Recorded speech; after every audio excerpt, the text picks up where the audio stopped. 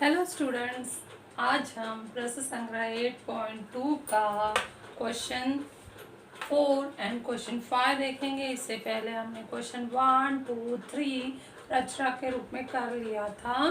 तो आगे हम पहले क्वेश्चन को रीड करते हैं। जैसे मैं बोली थी, क्वेश्चन को पढ़ना चाहिए। पढ़ने के लिए आप पेंसिल उठाइए, किताब में क्वेश्चन 4 को मेरे साथ बोलते हुए पढ़िए। किसी आयत के विकर्ण की लंबाई 26 सेमी हो तथा एक भुजा 24 सेमी हो तो आयत की दूसरी भुजा ज्ञात करो। तो आयत के बारे में बोला है तो सबसे पहले हमें एक रफ डायग्राम बना लेना है। उसमें सारे माप दिखा देने हैं। यहाँ नाम नहीं दिया है तो आयत ABCD मैंने नाम दे दिया है। आयत के विकर्ण की लंबाई तो एक विकर्ण दिया तो एक विकर्ण मैंने खींच लिया, उस पर 26 सेंटीमीटर लिखा और एक भुजा की लंबाई 24 सेंटीमीटर है। तो जो लंबी भुजा है उसको मैंने 24 सेंटीमीटर दे दिया, क्योंकि जब ये 26 है ये 24 है तो दूसरी भुजा छोटी ही आएगी। तो छोटी वाली भुजा, दूसरी भुजा जो है छोटी भुजा, वो हमें ज्ञात करना है। तो यही चीज मैंने दिया हुआ पार्ट जिसको दत्त कहते हैं और जो प्रश्न है वो साध्य होता है। दिया हुआ में मैंने लिखा है कि चतुर्भुज ABCD एक आयत है, विकर्ण BD 26 सेंटीमीटर दिया है और एक भुजा CD 24 सेंटीमीटर मैंने लिया है और दूसरी भुजा जिसका नाम BC है वो मुझे ज्ञात करना है। ठीक है, ये जानकारी जब हमने लिख लिया तो अब इसको हल करते हैं। हल करने के लिए हम कौन से गुणधर्म का उपयोग करेंगे? आयत का परिभाषा। आयत एक समकोण चतुर्भुज है, प्रत्येक कोण 90 अंश होता है। तो 90 यहाँ कहीं नहीं लिखा है, लेकिन आयत की परिभाषा से कि वह चतुर्भुज जिसके चारों कोण समकोण हो उसे आयत कहते हैं। तो मैंने एक कोण यहाँ ले लिया है, तो इस कोण का फायदा उठाएंगे। ये जो त्रिभुज है, त्रिभुज BCD एक समकोण त्रिभुज बन गया है। समकोण त्रिभुज में हम पाइथागोरस प्रमेय लगाएंगे तो BC हम ज्ञात कर सकते हैं। तो कैसे लगाएंगे, चलो लिखना शुरू करते हैं। सबसे पहला पॉइंट हम लिखेंगे कि चतुर्भुज ABCD एक आयत है। कारण लिखेंगे इसका दत्त। दूसरा पॉइंट हो जाएगा इसलिए मापकोण C बराबर है 90 अंश। इसका कारण लिखना है आयत के कोण। तो तीसरा, यह त्रिभुज समकोण त्रिभुज बन गया, इसलिए समकोण त्रिभुज BCD में मापकोण C बराबर 90 अंश। कारण लिखो 2 से। तो पाइथागोरस लगाएंगे। पाइथागोरस का समीकरण क्या होगा? ये 90 के सामने वाली भुजा कर्ण है, कर्ण का वर्ग बराबर पहली भुजा का वर्ग धन दूसरी भुजा का वर्ग। तो कर्ण का वर्ग, कर्ण का नाम क्या है यहाँ पर? BD। BD का वर्ग बराबर DC का वर्ग धन BC का वर्ग। इसका कारण लिखेंगे पाइथागोरस प्रमेय से। ये प्रमेय का उपयोग आप लोग 7वीं से करते आ रहे हो, प्रमेय से। अब मान रख देते हैं। BD का मान है 26 का वर्ग बराबर DC 24 का वर्ग धन BC का वर्ग। 26 का वर्ग होता है 676 वर्ग, याद रखो या गुणा करके निकाल लो। 24 का वर्ग होता है 576 धन BC का वर्ग। अक्षांतर कर दो, 676 माइनस 576 BC का वर्ग। तो ये घटा देने पे आ गया 100 BC का वर्ग।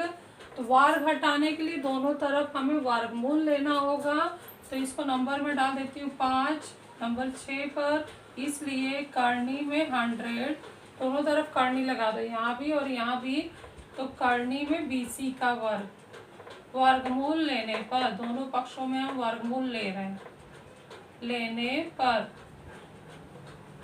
तो इसलिए आ गया 100 का वर्गमूल 10 बराबर BC। वर्ग और वर्गमूल हट जाएगा, कट जाएगा तो आएगा BC। और BC क्या हमारी थी? दूसरी भुजा। तो इसलिए आखिरी में उत्तर हम लिखेंगे दूसरी भुजा आयत की बराबर है 10 सेंटीमीटर। कारण लिख दो 7 से। तो ये हमारा आंसर आ चुका है। इतना छोटा सा सवाल है लेकिन बहुत ही इम्पोर्टेंट है, ध्यान से समझ कर करो।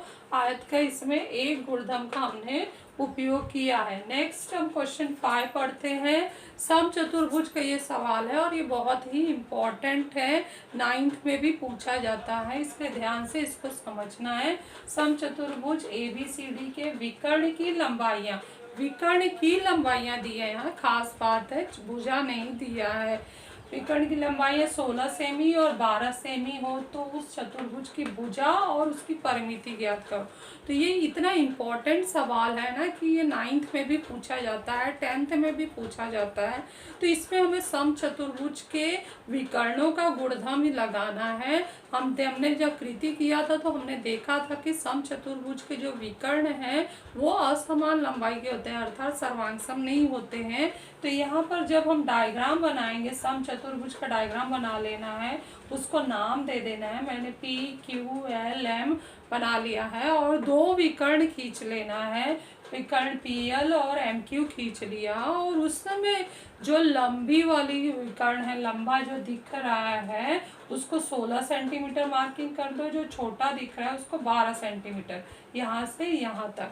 और दोनों विकर्ण बिंदुओं पर प्रतिच्छेदित कर रहे हैं और विकर्णों के गुणधर्म से ये समकोण पर प्रतिच्छेदित कर रहे हैं। और समचतुर्भुज के विकर्ण समद्विभाजित होते हैं, समकोण पर प्रतिच्छेदित करते हैं। इनका फायदा उठाकर हम इस विकर्ण को, जो पूरा विकर्ण 12 है तो ये 2 समान भागों में बढ़ जाएगा तो 6 हो जाएगा।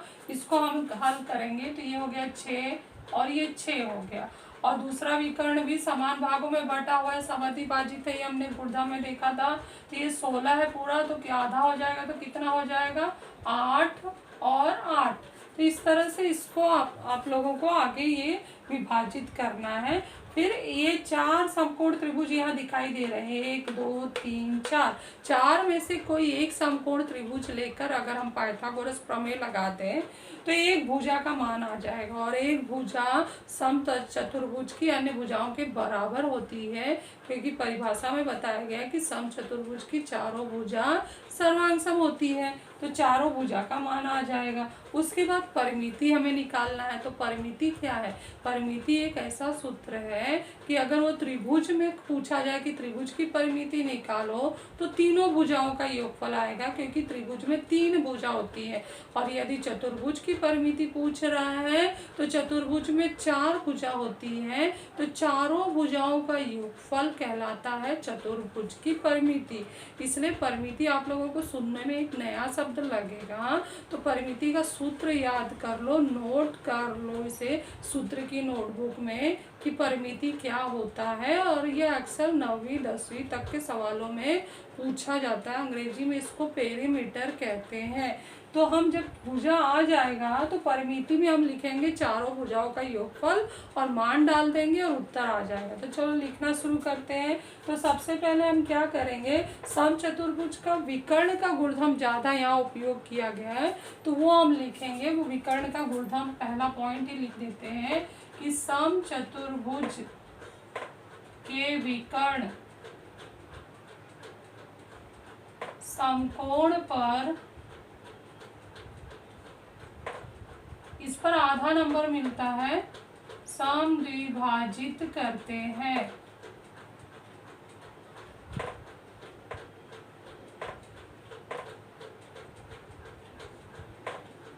ठीक है, लिख दिया है। इस पॉइंट का उपयोग हम आगे करेंगे।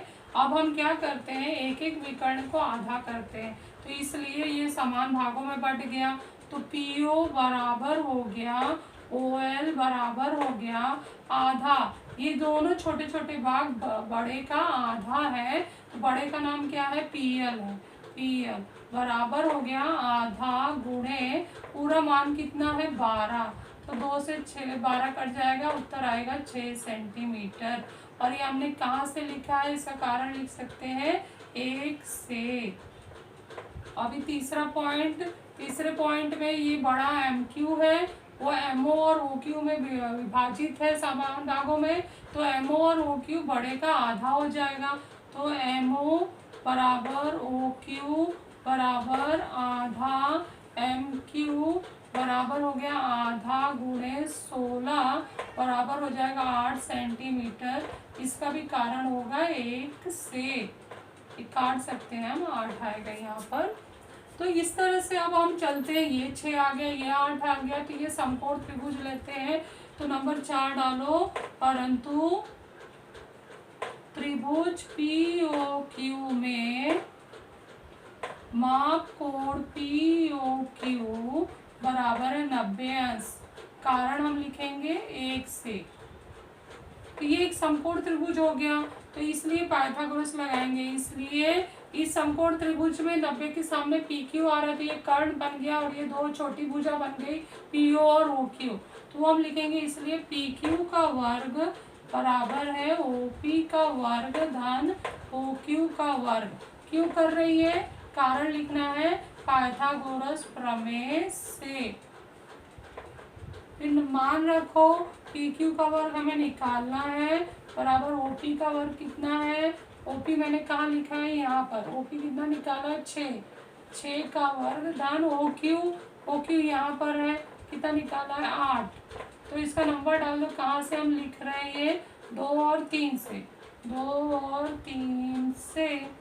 तो अब इसको हल करेंगे, इसलिए PQ का वर्ग बराबर 36 धन 64, PQ का वर्ग बराबर 100। इसलिए PQ बराबर, करनी लगा देंगे दोनों तरफ, तो PQ वर्ग हट जाएगा और 100 का वर्गमूल 10 आएगा। तो 10 सेंटीमीटर। कारण लिखो वर्गमूल लेने पर। और PQ क्या है? हमारा भुजा है। PQ किसके बराबर है? QL, LM और PM चारों के बराबर है।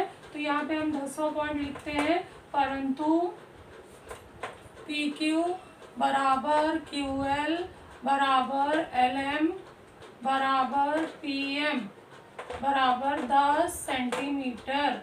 कारण लिखो समचतुर्भुज की भुजाएं सर्वांगसम होती है। ये कारण लिखना बहुत ही महत्वपूर्ण है। और हमारा पहला प्रश्न आ चुका है, समचतुर्भुज की भुजाएं क्या होती हैं? तो इसको हम अच्छे से हाईलाइट कर देते हैं। ये पहला प्रश्न आ चुका है, चारों भुजा का मान आ गया है। नेक्स्ट हम 11वें नंबर पे आगे लिखेंगे समचतुर्भुज की परिमिति। समचतुर्भुज की परिमिति